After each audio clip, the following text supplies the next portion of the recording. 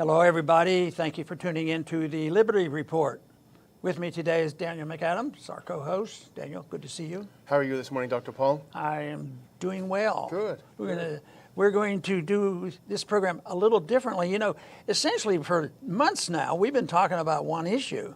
And we still will talk about it today because that's what people want to know about, and that is, of course, the lockdowns with coronaviruses, the lack of value for masks and social distancing and all that. We will talk about that with regards to what's going on in Florida, which is an astounding story on that.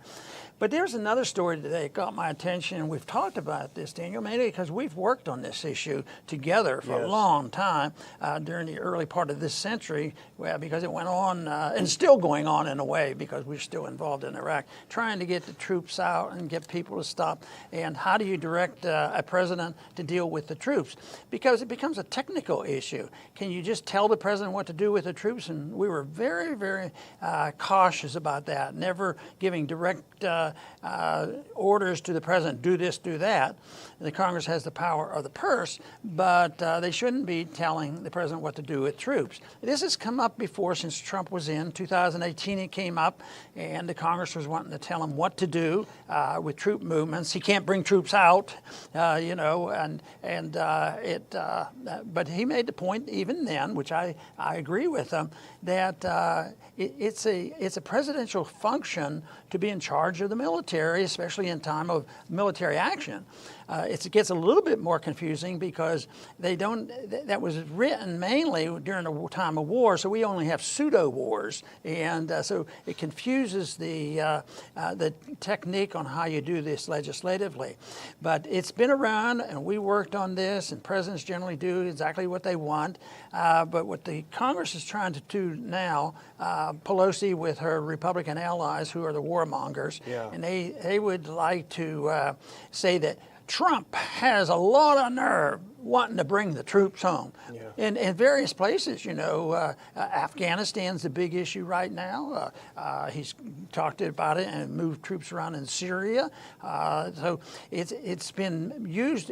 We have those troops, and he has his arguments, we have ours, but he still has some authority to do that.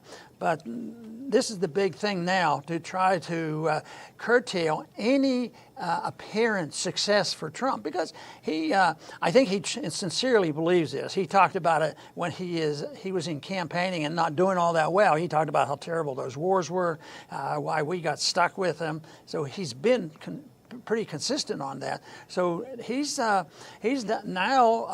fighting this condition that they want to put on there and say you can't take the troops out. I think it's ironic. They send in troops without proper authority, but then when a president wants to remove the troops, then the Congress comes down, which should be allowed, and then they say, oh, no, you have to have proper authority. You have to get permission from us. So it's sort of a bit of irony there, and that's just how the legislative system works. It's convenience, and even this, even though I do give Trump credit for having some instincts that he would like to see less of our troops overseas and our allies paying for more, but like so many things, like coronavirus and everything else, I think, it's the anti-Trump sentiment. Anything we can do to embarrass him. I think these lockdowns, that what they, want to renew these lockdowns, that's going to hurt the economy. Yeah, that's what we want. Then Trump will look bad. Oh, we'll take care of it when you elect Biden president, and he's going to revive the economy and get all the credit for it, that sort of thing. But I thought this would be a good thing to refresh our memory on this. It's ongoing, but it's an interesting legislative thing.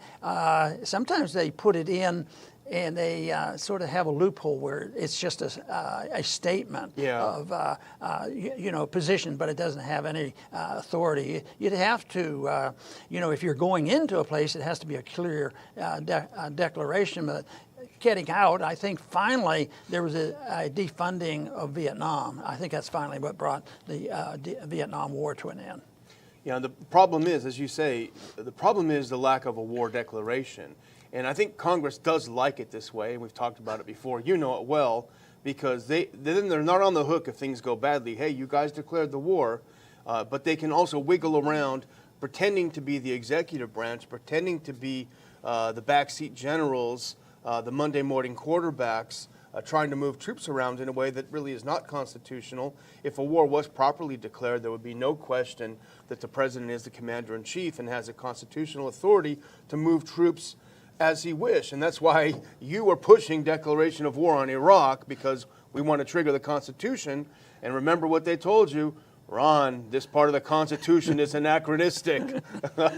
Don't bring that stuff up. Don't bring that up. But that's why they wanted it that way. That's why they wanted to do it. And I remember back in that time, because I was doing your foreign policy, and there were oftentimes you were disappointed because, of course, you were against the surge in 07, you were against the war in the beginning, and sometimes our friends, especially when the Democrats held Congress, we had a lot of allies in the Democratic Party against the war, and sometimes they would come up with a resolution that was probably well-meaning, but it tended to go overboard and to push a president, even though you don't like a strong president, beyond the Constitution, but within its constitutional bounds. And so we would try to tinker with it and say, hey, can you change this a little bit and make it more about the appropriation of funds, the authorization of funds, which is what Congress has the power. And so this is kind of that. This is all the bad things back then that you would have rejected, now coming back in a bipartisan way.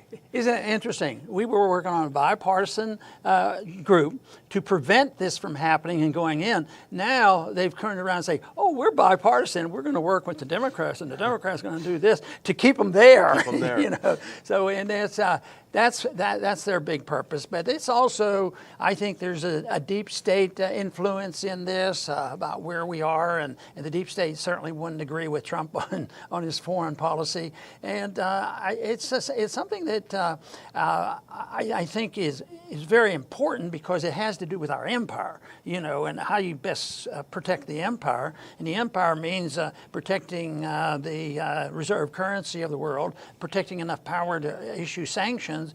So this whole thing, since they'll never be satisfied, no matter what Trump would do, the only thing they can do is what they tried to do and failed when they tried to prevent his election. And this is the thing they need the power. It's a power struggle, and that's why this election is a big deal. And it can get, I imagine it's going to get pretty nasty before it's all over. So, but the unfortunate thing, though, if you want to be a little bit cynical, you might say, yeah, really, what does it matter? It seems like even the Trumps versus the Pelosi and all this, the deep state's still, you know, pretty powerful. Long term, the policies don't change. Even though right here, this looks like they're not faking the disagreement. I think that they honestly want to, but it's more for power than bringing us home, you know, or keeping us in those places. So, and it certainly is never a money policy. I mean, the way they pass out money, they're not going to take any money away from the military-industrial complex. And there's a bill coming up. The NDA is up, and they're trying to put this in here. And whether they put something in with teeth, or whether they just make a public relations statement that we don't like what Trump's doing, it remains to be seen. It remains to be seen. And we're not, Trump is no peacenik. He's busy rattling sabers in the South China Sea, so we're not here saying, hey, we got our peace candidate. But the fact is that Washington needs war to survive, you know, and that's one of the reasons we always hold our conferences in Washington. Sadly, this year, thanks a lot, guys, we can't. But we hold it there because we want to be in their face, because this is where all the money is made, the war machine is made, where all the donations to politicians are made from the war machine. And that's why it's a bipartisan thing, because it's about money and power. But what they're talking about is not only Afghanistan, but also Syria, South Korea, and even Germany, where Trump wants to pull troops back. They want to block it. And what they do is that and this is what they did in 07, to clarify a little bit more what we said earlier, rather than explicitly blocking the funds, it was what they did in 07, because they didn't want to look like they weren't for the troops, they demand a series of benchmarks, and that's what they're doing now. Oh, okay, well, you can't pull out the troops until this, and this benchmark is met. And they're policy benchmarks, they're artificial benchmarks, and it really goes beyond what they should be doing in Congress. But something jumped out at me in this article, and we saw it on Defense One, which is a generally pro-military industrial complex website, but it does have good writing and good articles. But this is Professor John Owen, and I'll read this quote because I'm sure you'll have something to say on it. The head of the University of Virginia's Department of Politics. And he kind of gets Trump right, but he doesn't exactly see why, I don't think. And it's sort of a critique. Quote, Trump is not a strategic thinker, but he has some instincts that have been consistent. One of those is that the U.S. has fought a lot of worthless wars, in particular Iraq and Afghanistan, and the second is that the U.S. is being exploited by free-riding allies. The problem is he has very few in Congress who agree with him. True, true, and true. Boy. But the one point is, in the beginning, he is right, but that is how Trump got elected. That's what got him elected. Right, and he's safe there, and I think he's made an effort, but there's also some very powerful things happening in what he can do. And like you say, he's not exactly with us on foreign policy, but I think he should get the encouragement for this, these troop movements. He's in charge of it. The Congress, unfortunately, sets it up and allows it to happen, allows these pseudo wars to occur, and that's the way it's been run for a long time. But you know, even there's another person that wrote a book recently, and you will never guess. I think the guy's name was John Bolton. He had a little book. Do you know that he's on the side of being anti-Trump? He doesn't think that Trump should be able to bring troops home. That's the worst thing from his opinion that we should allow the president to do. Yeah, but constitutionally, he does have the right, especially even if it's a declared war. You can't tell the president how to maneuver the troops. I mean, like after World War II broke out simultaneously with Japan and Europe, and since it's been considered and is a real war, it can't be micromanaged. Somebody's going to have to make a decision if you want to win the war. In this case, though, it's so different. And we've already said this. This is one of the flaws in what they're trying to do: manage a war that's not a war, and doing it without a blatant violation of the Constitution. Yeah. Just as a footnote, I don't know if you noticed this. I wonder what the media is going to make of it. Did you see that Jeff Sessions was defeated in his primary against a Trump-backed candidate? And Sessions is really key in the beginning of the Russiagate. He's the one who recused himself from it for very dubious reasons. So I don't know what it means, but it's interesting. But so we'll follow this and we'll see what happens. We'll see if Trump's able to persevere, or even if he wants to. But let's switch over to something that we've been covering for a while, Dr. Paul, and that's the critical issue of Florida and Texas, and to a lesser extent Arizona, which are grabbing the headlines. In fact, let's look at this first clip. This is the scare headlines of the week. Florida surpasses 77,000 COVID-19 cases, 2,900 deaths, health officials say. This is the scare quotes, and you'll see it everywhere from Drudge to every one of these news outlets that are obsessed with this. But what's fascinating, and I saw this last week, and I didn't really say anything because I just wasn't sure and I didn't want to bring it up. But let's look at that next clip. This is a Twitter account, Rebel Cole, who first brought this up back on July 11th. This is a scandal begging for press coverage. 333 Florida COVID testing labs have reported 100% positive tests in the state report for 3,528 tests. That's 34% of today's 10,360 new cases. And that is fascinating. I've been watching it to see if anything comes of this. And let's look at the next clip, because something did come of it. Fox 35 investigated. Florida Department of Health says that some labs have not reported negative COVID cases, which is not the entire truth, because what happened is they made some massive bungles. And I'll turn it back to you, but I'll just point out one. Orlando Health had a 98% positivity rate. But Fox 35, to their credit, they went and investigated. They contacted the hospital, and they confirmed the errors. Orlando Health said, well, actually, it's not 98% positivity. It's only 9.4%. Yeah, and my first reaction was that, okay, if you've done 100 tests and it's 60-40 or something, that they might just, if the negatives were 40, they would just ignore it or something like that. But literally, there's one of the articles reported that they don't just forget them; they combine them. Yeah. And then there's no if they did 100 tests, they had 100 positive. You wonder why they even they probably don't run the test. They probably save the money or something else. But the other thing politically is interesting is DeSantis. I think that's his name, the governor of Florida. He's pretty good on this. So the Florida Department of Health is the one that's been involved in this. So I cannot believe that he would be part of this. I think that there's probably I guess in a system that we have today in the world, I mean, most of the time we can identify the Democrats in Chicago and Detroit. Yeah. But down here, so there must be spies and infiltrators to pull this off. But this seems to be so extremely bad in many ways, bad, stupid, and bad policy that they've still done this, and because it seems like they should expect to be caught by this.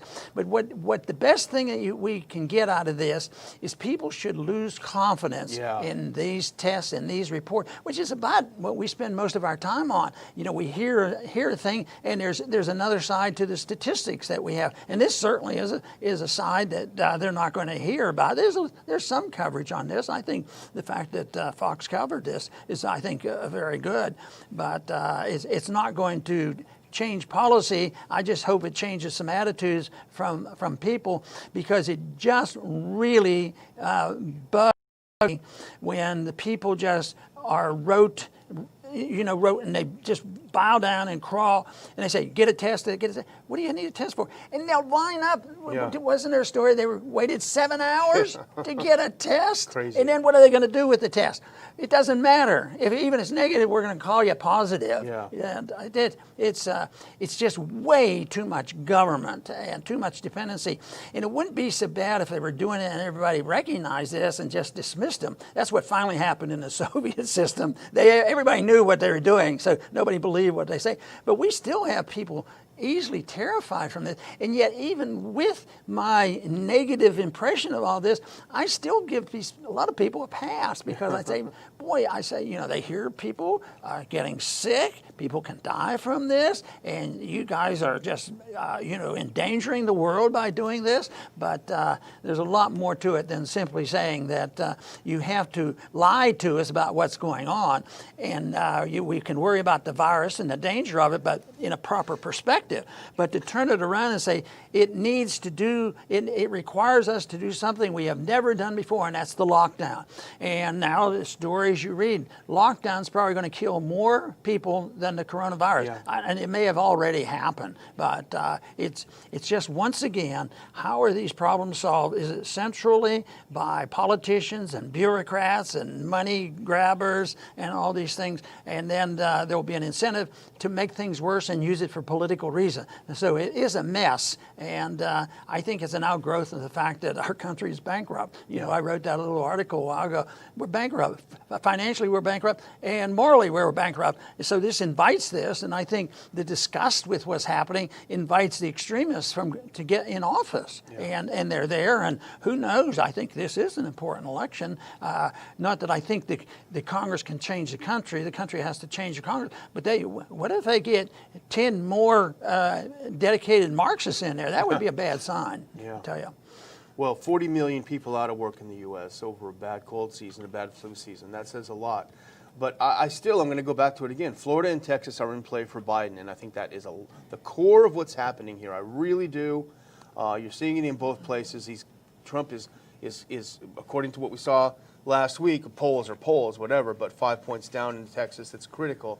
But here's a little more from the article, the Fox 35, just a couple more, because it wasn't just that one anecdotal. Report also showed that Orlando Veterans Medical Center had a positivity rate of 76%.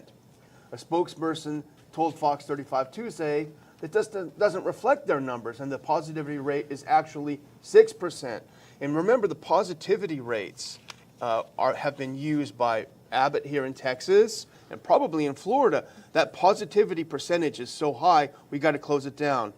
They're trying to use that. Don't worry about cases, don't worry about deaths. The positivity is so high, we got to close it down.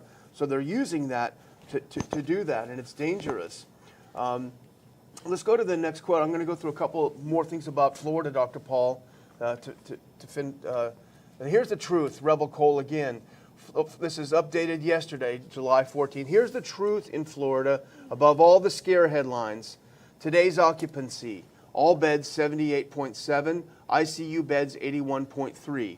A week ago, all beds 79.3, ICU beds 82.1. They actually lower occupancy this week than last week, despite the fact that the so-called cases are up 72%. It's having a minimal impact on bed availability. Those blue lines you see on top of that graph on the bottom, the left is all beds, the right are ICU beds. Plenty of blue left in both of that. So it is a hype that we're seeing. And let's look at one more. This is really dramatic, Dr. Paul. These are cases versus deaths by date of reporting. The blue are the cases, and the other three are deaths offset 14, 21, and 28 days from that. You would expect, if you're really seeing a second wave or a surge, you should have a huge increase in these deaths being reported, and it's just not happening. So let's look at the next one, though. Just want to go through this really quick. We have that next one. Here's our good friend Thomas Massey. He always brings us some words of wisdom. And this goes along with what we're saying. I've been informed of a case in Kentucky where a student tested positive but then tested negative 3 times on 3 consecutive days. So almost certainly a false positive. But it was listed as a COVID recovered, and the health department refuses to report it as otherwise. And Massey went on to say, so the question is nationwide, how many false positives are categorized as COVID recoveries? And how does one have this amended on one's medical record, et cetera, et cetera? So he's seeing a lot of this as well. You know, we get the edicts from the mayors and the county commissioners and county judges and from the governors. And the question that always comes up, and it lingers because I don't think we can have an absolute answer to it. Is it all designed by very, very efficient conspirators getting together and saying, well, this is what we have to do, and here, Governor, this is what you're going to have next week. Get prepared because we do need the lockdown, and it's going to be very, very important. And, you know, you might say, well, yeah, maybe that's the way it works in Chicago or someplace else. But is it... Are they capable of doing this and having everybody just chime in? Or is it more like, I'm sure there's some of this too, is people just get very fearful of it, you know, and they don't have, they're not looking at it scientifically. They look at it politically, and they look at it emotionally of the fear of saying, you know, what happens? You know, they've said, you know, if you have this football stadium over next week, there's going to be 150 people die from this, you know, and all of a sudden it puts this burden on the governor to close down because he doesn't want to get blamed with it. So it's this political shenanigans going on. It's misinformation.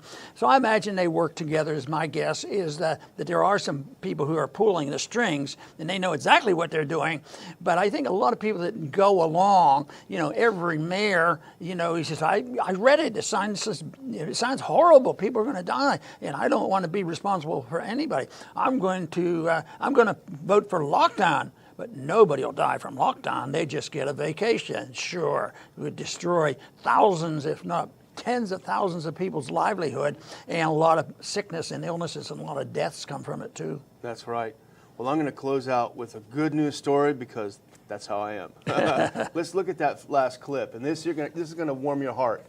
Quarantines or not, Americans descend on summer vacation spots. And this goes with the theme that you've always said, no matter how miserable they try to make life for Americans, they'll find a way. They'll break into a park and let their kids play. They'll go to an underground restaurant. Though my dad was saying he went to a speakeasy barber yesterday to get his hair cut in California. You had to knock on the door and they look through and let you in. Here's what's happening in America. If Americans were terrified of coronavirus, they wouldn't be defying all efforts to make it unpleasant and impossible to vacation and actually going out on vacation. And that's what they're doing. Here's a little quote from the article, Dr. Paul. You'll be proud. This is a fellow Texan. I think it's bull blank, blank, blank, blank, quote unquote. They're saying the mask should work, so why should you be quarantined, said Chris Fry, 59, a feed company manager from Dimmitt, Texas, staying in his cabin near Red River. 45-minute drive south in Taos Plaza, Louisiana tourist Christy Brazel was frustrated.